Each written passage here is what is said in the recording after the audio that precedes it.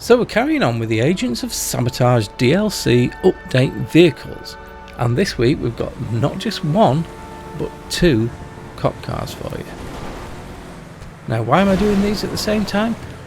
Well, let's look at the history of cop cars in GTA Online. So earlier this year they became purchasable for the first time ever, and we got a bit of a mix. We got some cool cars, we got some interesting cars, we got some awful cars, and we got, from everything that released earlier in the year, we got one useful car, and that was fuck ugly.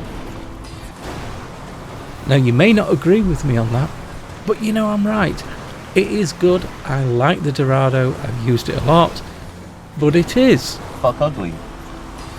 So it was quite a relief this time when we got two useful cop cars to review. So that's why I've decided to do these two together.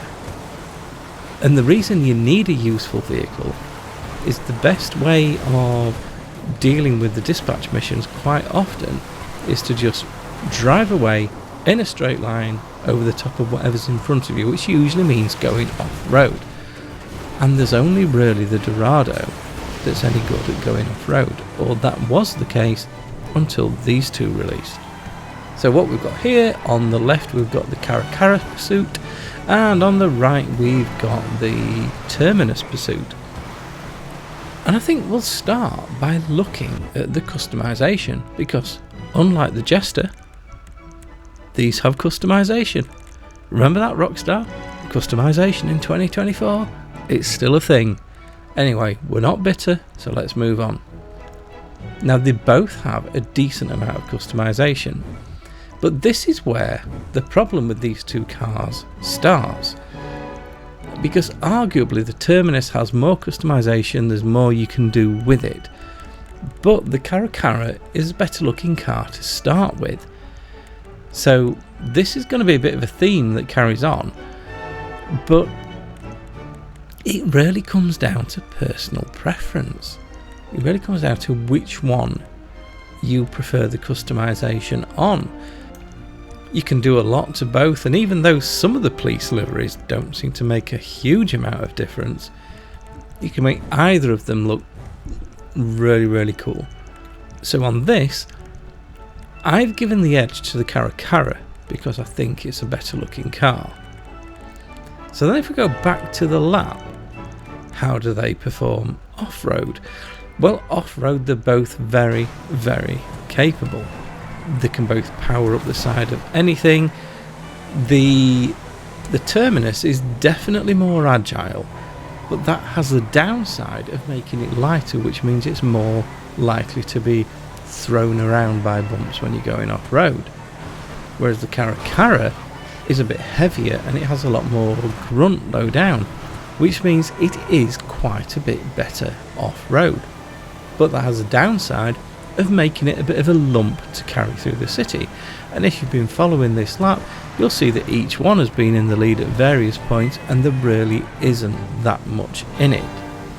The only thing I would say about these is make sure you get the trade discounts. So there are two new dispatch missions that you do for Vincent. One of them is the health code violations mission, and the other is obstruction of justice. And if you do these, you'll get roughly $1 million off of each of these vehicles. Now, it's absolutely worth doing. The dispatch missions are fun anyway, and it only took me an hour or so to get each of them. I'm sure there's something you can do to avoid the replay, but they're quite good fun and they pay well, reasonably well, so you might as well just do them. So absolutely do the dispatch missions to get the trade price. But when it comes to buying one of these, as you can see from these laps, there's really nothing in it. You've got the Terminus doing a 309 and the Caracara doing a 312, so they're virtually next to each other on the lap board anyway.